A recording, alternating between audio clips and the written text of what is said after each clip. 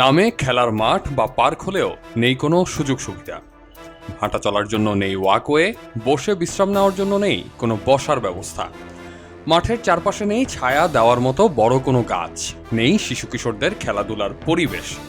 বাতাসে বালু ওড়ে, ঘাস নেই, চারপাশে কেবলই ধুধু বালুর মরুভূমি আর স্থানীয়দের ফেলা ময়লার স্তূপ। কেবল বছরে দুটো ঈদের জামাতেই মাঠটির সর্বোচ্চ ব্যবহার হয়, নয় বাকি সময় পড়ে থাকে অযত্ন আর অবহেলায়। এ দৃশ্য মিরপুর পল্লবী মেট্রো স্টেশন সংলগ্ন হারুন মোল্লাহ ঈদগাহ পার্ক ও খেলার মাঠের। স্থানীয়ভাবে এটি লাল মাঠ নামে পরিচিত। বিভিন্ন সূত্রে জানা গেছে প্রায় সময় এই মাঠটিকে দখলের পায়তারা চালায় বিভিন্ন কুচক্রী মহল। তখন স্থানীয় সংসদ সদস্য আর গণ্যমান্য ব্যক্তিদের হস্তক্ষেপে তা উদ্ধার করা হয়। নিয়মিত মাঠের ভেতর লোকাল বাস রেখে মেরামতো করা হয় বলে অভিযোগ এলাকাবাসীর। সকাল থেকে বিকাল পর্যন্ত মাঠে খেলাধুলা চললেও সন্ধ্যা থেকে শুরু হয় মাদক সেবীদের উৎপাত। তখন মাঠের ভেতর হাঁটাচলা করাও দায় হয়ে যায়। স্থানীয় সংসদ সদস্য ও সংশ্লিষ্টদের সহযোগিতায় মাঠটি বেশ কয়েকবার সংস্কার করা হলেও পর্যাপ্ত তহবিল না থাকায় আশানুরূপ উন্নয়ন হয়নি। মাঠটি যেন কেউ দখল না করতে পারে সেজন্য নিরাপত্তা নিশ্চিত করা এবং সর্বস্তরের মানুষ যেন পার্কের সৌন্দর্য উপভোগ করতে পারেন সেজন্য যেন মাঠটিকে একটি আধুনিক পার্ক ও মাঠে রূপান্তর করা হয়, সিটি কর্পোরেশন ও স্থানীয় সংসদ সদস্যের প্রতি এমনটাই দাবি এলাকাবাসীর। এখানে মাঠটা যদি আবার আগের মতন পরিবেশ ফিরে আসে তাহলে এখানে যে ছেলেপেলেরা যেভাবে যে পরিমাণ খেলে তাহলে তারা খেলতে আরও উৎসাহ হবে। আমরা চাই এই মাঠে বৃক্ষরোপণ করা হোক, প্লাস পাশাপাশি সবুজ ঘাস যদি রোপণ করা হয় এই মাঠের প্রাণ ফিরে পাবে। ছেলে মেয়েরা খেলাধুলা করতে আসে এবং এই এলাকার যত ডায়াবেটিস রোগী আছে তারা ওয়াকওয়েতে আসে। এখানে সুন্দর ওয়াকওয়ে করা হয়েছিল, বিভিন্ন কারণে এই ওয়াকওয়েটি আজকে বিলুপ্তির পথে। আবার এই ওয়াকওয়েটি পুনর্নির্মাণ করার জন্য আমি আহ্বান জানাচ্ছি। এই মাঠটা আছে, ডিবুলো একটা মাঠ আছে, এই মাঠ দুটির যত্ন নেওয়ার জন্য আমি সংশ্লিষ্ট সবার প্রতি আহ্বান করছি। জাতীয় গৃহায়ন কর্তৃপক্ষ থেকে মাঠ হিসাবে বরাদ্দ দেওয়া হলেও তা সিটি কর্পোরেশনকে বুঝিয়ে দেওয়া হয়নি। তাই সিটি কর্পোরেশন এ মাঠে কোনো উন্নয়ন কার্যক্রম করতে পারছে না বলে জানালেন এই ওয়ার্ড কাউন্সিলর। এই এলাকা যখন বাড়ি ঘরের বরাদ্দ দেয় তখন থেকে এই মাঠটা দেওয়া হয়, কিন্তু পরবর্তী সময় আজ থেকে প্রায় 10-15 বছর আগে একবার এইটাকে প্লট করে অনেকে জবরদস্তি দখল করতেছিল। পরবর্তী সময় এলাকাবাসী বা এলাকার গণ্যমান্য ব্যক্তিবর্গ চেষ্টা করে এটা সুপ্রিম কোর্ট পর্যন্ত রায় আছে না খেলার মাঠ। কিন্তু এই খেলার মাঠ থাকার কারণে হাউজিং যেহেতু আমাদের বুঝাই দিচ্ছে না, সিটি কর্পোরেশনকে বুঝায় না দিলে সিটি কর্পোরেশন কোনো জায়গায় কোনো উন্নয়ন কাজ করতে পারে না।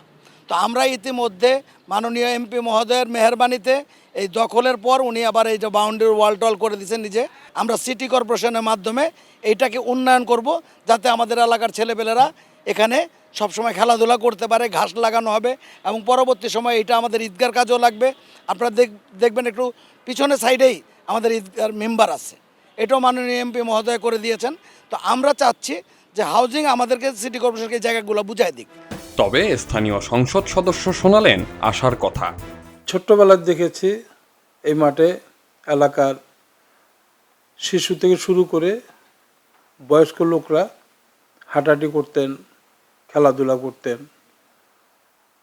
তারপর আমরা কি দেখলাম, হঠাৎ বিএনপির আমলে এই মাঠটা পুরাটাই দখল হয়ে যায় এবং অর্ধেক বাজার হয়ে যায়। 2008 সালে যখন এমপি হলাম, এমপি হওয়ার পর জনগণকে আমি কথা দিয়েছি এই মাঠ আমি রক্ষা করব। সেই সময় আমার নিজের অর্থায়নে 384 গাড়ি বালি ফেলে পুরো মাঠটাকে আমি সৌন্দর্য বৃদ্ধি করি। পাশাপাশি চতুর্দিকে যে ওয়ালটা আছে সেটাও আমার অর্থায়নে আমি সেটা ছোট বাচ্চাদের জন্য খেলার মাঠ হিসাবে এবং ঈদের নামাজ, বছরের দুটি ঈদ, ঈদ উল ফিতর এবং ঈদ উল আজহা, দুইটা ঈদের জন্য আমি সে ব্যবস্থা করে দিই। গৃহায়ন কর্তৃপক্ষকে চিঠি দেওয়া হয়েছে তারা যেন দ্রুতই মাঠটি সিটি কর্পোরেশনকে বুঝিয়ে দেয় এবং এর জন্য যা যা করা প্রয়োজন সবকিছুর জন্যই প্রচেষ্টা চালানো হচ্ছে বলেও জানালেন তিনি। আমি আশা করব আগামী বর্ষায় যাতে একটা ট্রি প্লান্টেশন করেন, যাতে গাছ লাগানোর ব্যবস্থা করে দেন। প্রয়োজন মতো গাছ আমিই লাগাবো, কিন্তু এই মাঠটাকে আরও সৌন্দর্য বৃদ্ধি করার জন্য এলাকার দাবি, জনগণের দাবি, আমার দাবি এবং মাননীয় প্রধানমন্ত্রীর কাছে আমি সহযোগিতা চাই এই মাঠটা যেন সিটি কর্পোরেশনের বরাবর আরও উন্নয়ন হয়। ইট পাথরের এই নগরীতে খেলার মাঠ আর পার্কের তীব্র সংকট। কাগজে কলমে খেলার মাঠের অস্তিত্ব থাকলেও বাস্তবে দেখা যায় সেগুলো পরিণত হয়েছে বাণিজ্যিক বা আবাসিক ভবনে। যে কয়েকটি খেলার মাঠ এখনও টিকে আছে সেগুলো বিভিন্ন জটিলতায় সংস্কার বা রক্ষণাবেক্ষণ করা হচ্ছে না। আর কোনো খেলার মাঠ যেন বেদখল না হয় বা কোনো প্রকল্পে পরিণত না হয়, এমনটাই দাবি রাজধানীবাসীর। আহমদ সিফাত, খবরের কাগজ। এলো মুক্ত চিন্তার স্বাধীন দৈনিক খবরের কাগজ। এখন খবর হবে নিখাত, নির্ভীক, নিরপেক্ষ।